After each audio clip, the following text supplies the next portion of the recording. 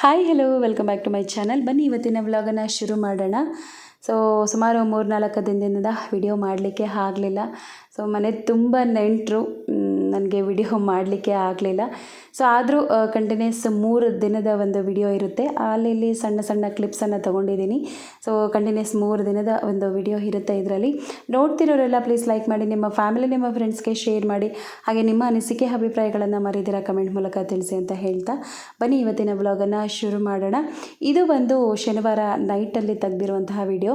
ಶನಿವಾರ ನೈಟ್ ಬಂದು ಪಲ್ಲಕ್ಕಿ ಮತ್ತು ಕರಗ ಇತ್ತು. ಹೋದ ವರ್ಷದಿಂದನೇ ಈ ರೀತಿ ಕರಗ ಮನೆ ಹತ್ರ ಬರ್ತಾ ಇರೋದು. ಅದಕ್ಕೆ ಮುಂಚೆ ಊರು ಒಳಗಡೆ ಹೋಗ್ತಿತ್ತು, ಬಟ್ ಈ ರೀತಿ ಮನೆಗಳ ಹತ್ರ ಬರ್ತಾ ಇರೋದು ಹೋದ ವರ್ಷದಿಂದನೇ ನಾನು ನೋಡಿದ್ದು. ಅಷ್ಟು ಹತ್ತಿರದಿಂದ ಕರಗ ಆ ರೀತಿ ಇರುತ್ತಾ ಅಂತ ನಾನು ಫಸ್ಟ್ ಟೈಮ್ ಅಷ್ಟು ಹತ್ತಿರದಿಂದ ನಾನು ಹೋದ ವರ್ಷವೇ ನೋಡಿದ್ದು. ಇನ್ನು ಕರಗ ಬರೋ ಅಷ್ಟೊತ್ತಿಗೆ 2:30-3 ಗಂಟೆ ಆಗೋಗಿತ್ತು. ನಾನು ಅಷ್ಟೊತ್ತಿಗೆ ಸ್ನಾನ ಎಲ್ಲ ಮಾಡಿಕೊಂಡು ರೆಡಿಯಾಗಿ ಇದ್ದೆ, ಪಲ್ಲಕ್ಕಿಗೆ ಪೂಜೆ ಕೊಡೋಣ ಅಂತ ಹೇಳಿ.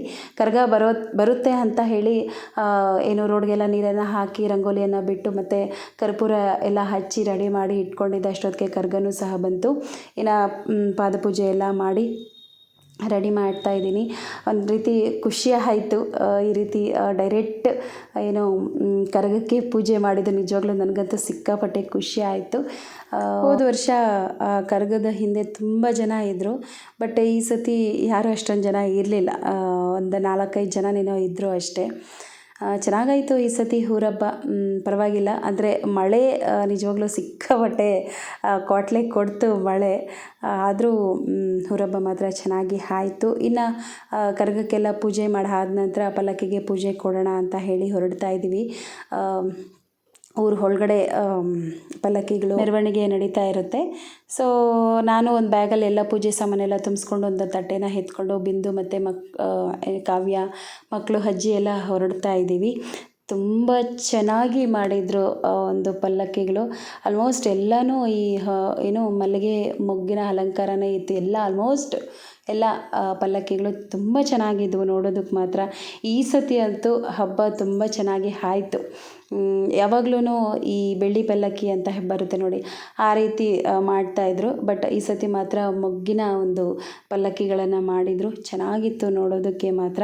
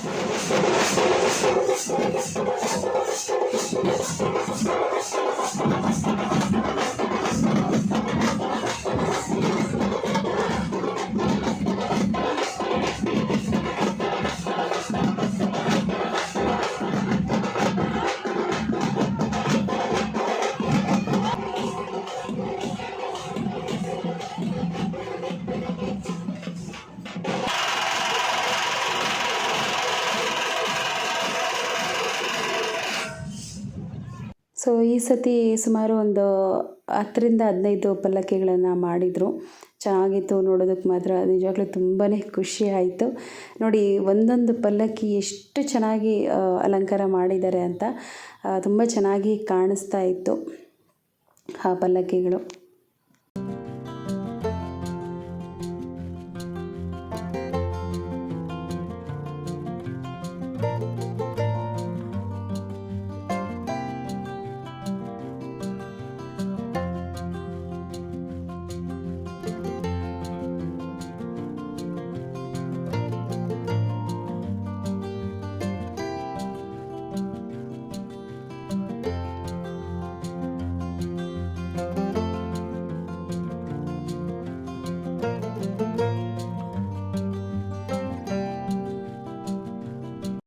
ಇನ್ನು ಯಾವ್ಯಾವ ದೇವ್ರ ಪಲ್ಲಕ್ಕಿ ಅಂತ ಹೇಳೋದಾದರೆ, ಆಂಜನೇಯ ಸ್ವಾಮಿ ಪಲ್ಲಕ್ಕಿ ಮತ್ತು ಬಸವೇಶ್ವರ ಸ್ವಾಮಿ ಪಲ್ಲಕ್ಕಿ, ಹಾಗೆ ಮದಗದಮ್ಮ, ಎಲ್ಲಮ್ಮ, ರಾಮ ಲಕ್ಷ್ಮಣದ್ದು ಮತ್ತು ಶಿವ ಪಾರ್ವತಿ ಪಲ್ಲಕ್ಕಿ ಮತ್ತು ಈ ಬೀರೇಶ್ವರ ಸ್ವಾಮಿ ಪಲ್ಲಕ್ಕಿ ತುಂಬ ನಾನಾ ದೇವರುಗಳನ್ನು ಈ ರೀತಿ ಪಲ್ಲಕ್ಕಿಯೆಲ್ಲ ಕೂರಿಸ್ಕೊಂಡು ತುಂಬ ಚೆನ್ನಾಗಿ ಮೆರವಣಿಗೆ ಮಾಡಿದ್ರು. ತುಂಬ ಚೆನ್ನಾಗಿತ್ತು ನೋಡೋದಕ್ಕೆ ಮಾತ್ರ.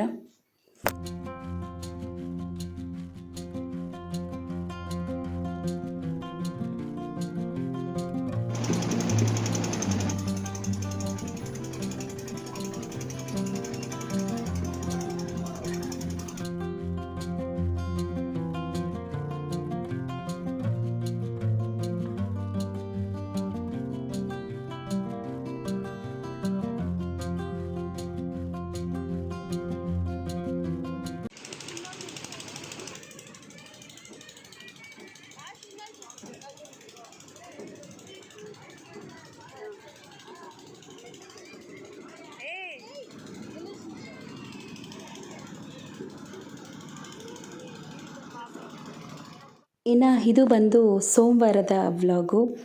ಶನಿವಾರ ಮತ್ತು ಭಾನುವಾರ ನಾನೇನು ಸ್ವೀಟನ್ನು ಮಾಡಲಿಕ್ಕೆ ಹೋಗಲಿಲ್ಲ.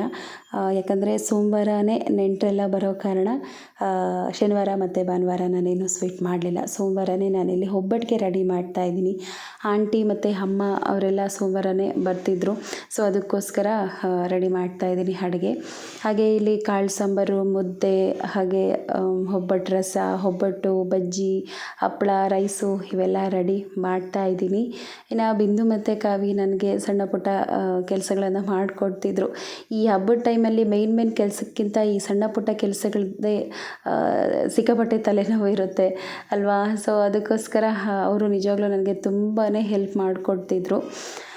ಇನ್ನು ಇಲ್ಲಿ ಪಟ ಅಂತ ರೆಡಿ ಮಾಡ್ತಾಯಿದ್ದೀನಿ. ಸೊ ಆಗಲೇ ಎಲ್ಲ ಕೆಲಸ ಮುಗಿಸ್ಬಿಟ್ಟಿದ್ದೆ. ಮನೆ ಹೊರಿಸೋದಂತೆ, ಪೂಜೆ ಮಾಡೋದಂತೆ ಎಲ್ಲ ಕೆಲಸ ಮುಗಿಸಿ 10 ಗಂಟೆ ಅಷ್ಟೊತ್ತಿಗೆ ಒಬ್ಬಟ್ಟು ಮತ್ತು ಎಲ್ಲ ಅಡುಗೆ ಕೆಲಸ ಎಲ್ಲ ಸಹ ಆಗೋಗಿತ್ತು. ಈ ಕಡೆ ಸಾಂಬಾರಿಗೆ ರೆಡಿ ಮಾಡಿ ಇಟ್ಟಿದ್ದೆ, ಅದು ಸಹ ಕುದೀತಾ ಇತ್ತು. ಒಬ್ಬಟ್ಟಿಗೂ ಸಹ ರೆಡಿ ಮಾಡಿಕೊಡ್ತಾ ಇದ್ದೀನಿ. ಹಾಗೆ ತಂಬಿಟ್ಟು ಮಾಡೋಣ ಅಂತ ಹೇಳಿ ಒಂದು ಪಾತ್ರೆಯಲ್ಲಿ ಅಕ್ಕಿಯನ್ನು ನೆನೆ ಹಾಕಿ ಇಟ್ಟಿದ್ದೀನಿ. ಅಮ್ಮನ ಕೇಳಿಕೊಡೆ ಎಷ್ಟು ಹಾಕಬೇಕು ಏನು ಅಂತ. ಹಾಗೆ ಸಾಯಂಕಾಲ ವ್ಲಾಗನ್ನು ಕಂಟಿನ್ಯೂ ಮಾಡ್ತಾ ಇದ್ದೀನಿ. ಬೆಳದಾರ್ತಿ ಮಾಡಿದರು ಬಸವೇಶ್ವರ ಸ್ವಾಮಿಗೆ. ಸಿಕ್ಕಾಪಟ್ಟೆ ಮಳೆ ಅಂದರೆ ಮಳೆ, ಗುಡುಗು ಮಿಂಚು ಮಳೆ. ನಾನು ಹೋಗಲಿಲ್ಲ, ಬಿಂದು ಮತ್ತು ಕಾವಿ ಇಬ್ಬರು ಹೋಗ್ಬಿಟ್ಟು ಪೂಜೆ ಮಾಡಿಸ್ಕೊಂಡು ಬಂದರು. ಹಾಗೆ ಅಮ್ಮ ಮತ್ತು ಆಂಟಿಯವರೆಲ್ಲ ಬಂದಿದ್ದರು. ನಾನು ನೆಕ್ಸ್ಟ್ ಡೇ ಬಂದು ನಾನ್ ವೆಜ್ ಊಟ ಆಗಿರೋದ್ರಿಂದ ಆ ಒಂದು ಅಡುಗೆಗಳಿಗೆ ಏನೇನೆಲ್ಲ ಬೇಕು ಐಟಮ್ಸ್ ಎಲ್ಲ ಕ್ಲೀನ್ ಮಾಡ್ಕೊಳ್ತಾ ಇದ್ವಿ. ಶುಂಠಿ, ಬೆಳ್ಳುಳ್ಳಿ ಅಂತೆ ಮತ್ತು ಕೊತ್ತಂಬರಿ ಸೊಪ್ಪು, ಪುದೀನ ಇವೆಲ್ಲ ಬಿಡಿಸ್ಕೊಂಡು ರೆಡಿ ಮಾಡ್ತಾ ಇದ್ವಿ. ಆವತ್ತೇ ಎಲ್ಲ ಕ್ಲೀನ್ ಮಾಡೋದಕ್ಕೆ ಆಗೋದಿಲ್ವಲ್ಲ, ಹಿಂದಿನ ದಿನವೇ ಎಲ್ಲ ಕ್ಲೀನ್ ಮಾಡ್ಕೊಂಬಿಟ್ರೆ ನೆಕ್ಸ್ಟ್ ಡೇ ಈಸಿ ಆಗುತ್ತೆ ಅಂತ ಹೇಳಿ ಎಲ್ಲ ಕ್ಲೀನ್ ಮಾಡ್ಕೊಳ್ತಾ ಇದ್ವಿ. ಹಬ್ಬದ ಐಟಮ್ಸ್ ಎಲ್ಲ ತೊಗೊಂಬಂದ್ಬಿಟ್ಟಿದ್ರು ನನ್ನ ಹಸ್ಬೆಂಡು.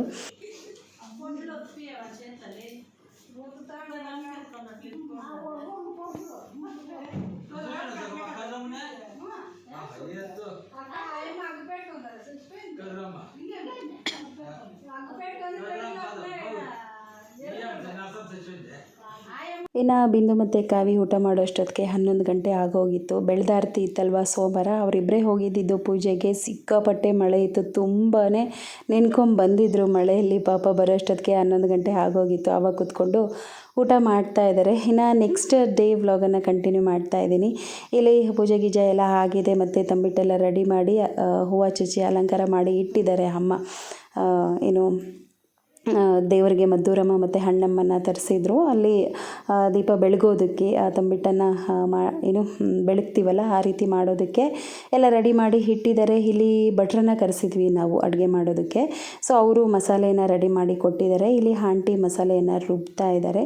ಆ್ಯಕ್ಚುಲಿ ನಾನು ಮತ್ತು ಅಪ್ಪ ಇಬ್ಬರು ಒಂದು ಪ್ಲ್ಯಾನ್ ಮಾಡ್ಕೊಂಡಿದ್ವಿ. ಏನಪ್ಪ ಅಂದರೆ, ಅಪ್ಪ ಬಿರಿಯಾನಿ ತುಂಬಾ ಚೆನ್ನಾಗಿ ಮಾಡ್ತಾರೆ. ಅಪ್ಪ ನೀನು ಬಿರಿಯಾನಿ ಮಾಡು, ನಾನು ಬೆಳ್ಳುಳ್ಳಿ ಕಬಾಬ್ ಮಾಡ್ತೀನಿ ಅಂತ ಪ್ಲ್ಯಾನ್ ಮಾಡ್ಕೊಂಡಿದ್ದು. ಬಟ್ ಪ್ಲ್ಯಾನ್ ಚೇಂಜ್ ಆಯಿತು.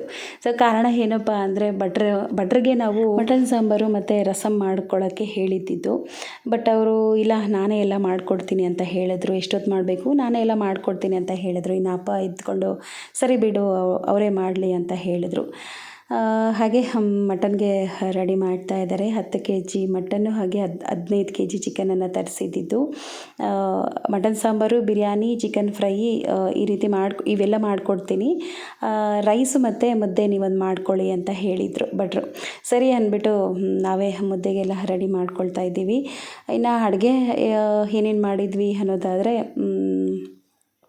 ಮಟನ್ ಸಾಂಬಾರು, ಚಿಕನ್ ಫ್ರೈ ಮತ್ತು ಚಿಕನ್ ಕಬಾಬು, ಮುದ್ದೆ, ರೈಸು, ರಸಮ್ಮು, ಬಿರಿಯಾನಿ ಇಷ್ಟು ಐಟಮ್ಸನ್ನು ಮಾಡಿಸಿದ್ವಿ. ಪರವಾಗಿಲ್ಲ, ಚೆನ್ನಾಗಿ ಮಾಡಿದರು. ಇನ್ನು ನಾವೇ ಮಾಡೋದಾಗಿದ್ದರೆ ಇನ್ನೂ ಲೇಟಾಗಿ ಆಗ್ತಿತ್ತು. 11 ಗಂಟೆಗೆಲ್ಲ ನಮಗೆ ರೆಡಿ ಮಾಡಿ ಕೊಟ್ಬಿಟ್ರು. ಇನ್ನು ಉಳಿದ ಕೆಲಸ ನಾವು ಮಾಡಿಕೊಂಡ್ವಿ.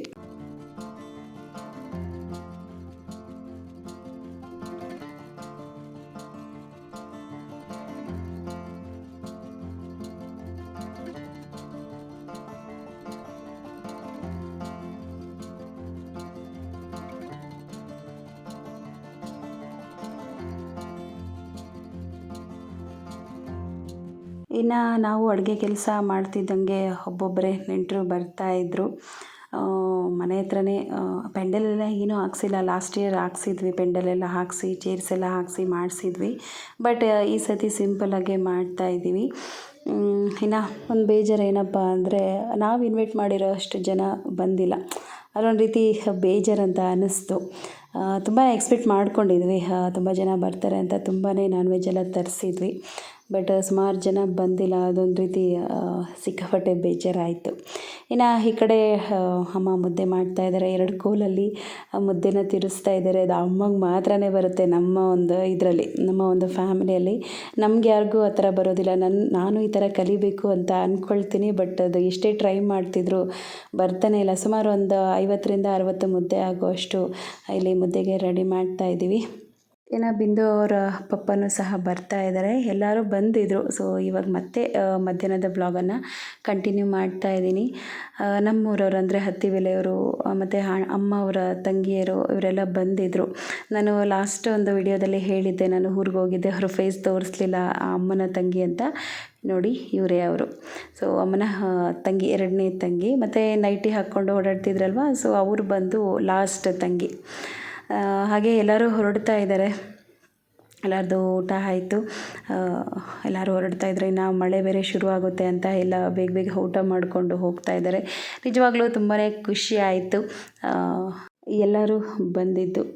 ಈ ರೀತಿ ಎಲ್ಲರೂ ಒಟ್ಟಾಗಿ ಸೇರಿದಾಗ ಒಂದು ರೀತಿ ತುಂಬಾ ಖುಷಿ ಆಗುತ್ತೆ. ಇನ್ನೂ ಒಂದು ಏನಪ್ಪ ಅಂದರೆ ಎಲ್ಲರೂ ಅಲ್ಲಿ ಕೂತಿದ್ರು. ಸೊ ಈ ಅಂಗಡಿ ಮುಂದೆ ಈ ಏನು ಅಲೋ ಬ್ಲ್ಯಾಕ್ ಕಲ್ಲನ್ನು ಹಾಕಿದ್ದೀವಿ. ಅಲ್ಲಿ ಹಾವಿದೆ ಅಂತ ಎಲ್ಲರೂ ನೋಡ್ತಾಯಿದ್ರು. ಎಲ್ಲರೂ ನಿಂತ್ಕೊಂಡು ನೋಡ್ತಾ ಇದ್ವಿ, ಹಾವಿದೆ ಅಂತ ಹೇಳಿ. ಫೋನಲ್ಲಿ ಝೂಮ್ ಹಾಕ್ಕೊಂಡು ನೋಡ್ತಾ ಇದ್ವಿ.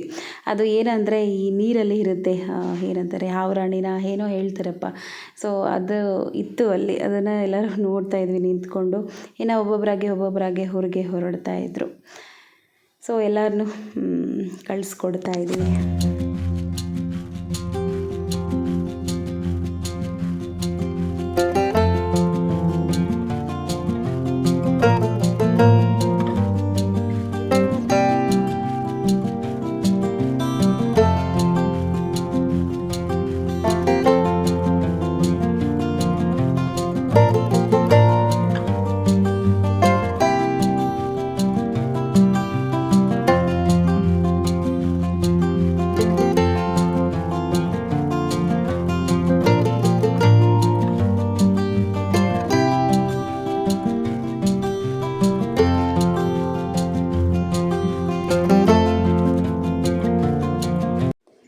ಎಲ್ಲರೂ ಬಂದಿದ್ದು ನಿಜವಾಗ್ಲೂ ಸಿಕ್ಕಾಪಟ್ಟೆ ಖುಷಿ ಆಯಿತು. ಈ ರೀತಿ ಎಲ್ಲರೂ ಒಟ್ಟಾಗಿ ಸೇರಿದಾಗ ಹಬ್ಬ ಆ ಟೈಮಲ್ಲಿ ತುಂಬಾ ಖುಷಿ ಆಗುತ್ತೆ. ಹಾಗೆ ತುಂಬಾ ಬೇಜಾರು ಆಗ್ತಿತ್ತು, ಅದೇನಂತಲೇ ಗೊತ್ತಿಲ್ಲ. ಎಲ್ಲರೂ ಹೋಗ್ತಿದ್ರಲ್ವ, ಏನೋ ಒಂಥರ ಬೇಜಾರಂತ ಅನ್ನಿಸ್ತಾ ಇತ್ತು. ಮನೆ ತುಂಬ ಇದ್ದಕ್ಕಿದ್ದಂಗೆ ಎಲ್ಲರೂ ಹೊರಡ್ತಾ ಇದ್ರಲ್ಲ, ಅದೊಂಥರ ಬೇಜಾರಂತ ಅನ್ನಿಸ್ತು. ಸೊ ಇದಾಗಿತ್ತು ಇವತ್ತಿನ ಒಂದು ವಿಡಿಯೋ. ಈ ವಿಡಿಯೋ ಇಷ್ಟ ಆದರೆ ಪ್ಲೀಸ್ ಲೈಕ್ ಮಾಡಿ, ನಿಮ್ಮ ಫ್ಯಾಮಿಲಿ, ನಿಮ್ಮ ಫ್ರೆಂಡ್ಸ್ಗೆ ಶೇರ್ ಮಾಡಿ. ಹಾಗೆ ನಿಮ್ಮ ಅನಿಸಿಕೆ ಅಭಿಪ್ರಾಯಗಳನ್ನು ಮರೆದಿರ ಕಮೆಂಟ್ ಮೂಲಕ ತಿಳಿಸಿ. ಹೊಸಬರು ನೋಡ್ತಿರೋರು ಪ್ಲೀಸ್ ಸಬ್ಸ್ಕ್ರೈಬ್ ಮಾಡಿಕೊಂಡು ಸಪೋರ್ಟ್ ಮಾಡಿ. ಮತ್ತಷ್ಟು ಇಂಟ್ರೆಸ್ಟಿಂಗ್ ವಿಡಿಯೋಗಳೊಂದಿಗೆ ಖಂಡಿತವಾಗ್ಲೂ ಭೇಟಿ ಆಗ್ತೀನಿ. ಅಲ್ಲಿವರೆಗೂ ಸಮೃದ್ಧಿ ಸದಿನ ವ್ಲಾಗ್ಸಿಂಗ್ ಚಾನಲ್ನ ನೋಡ್ತಾ ಇರಿ, ಸಪೋರ್ಟ್ ಮಾಡ್ತಾ ಇರಿ. Thank you for the watching. Bye.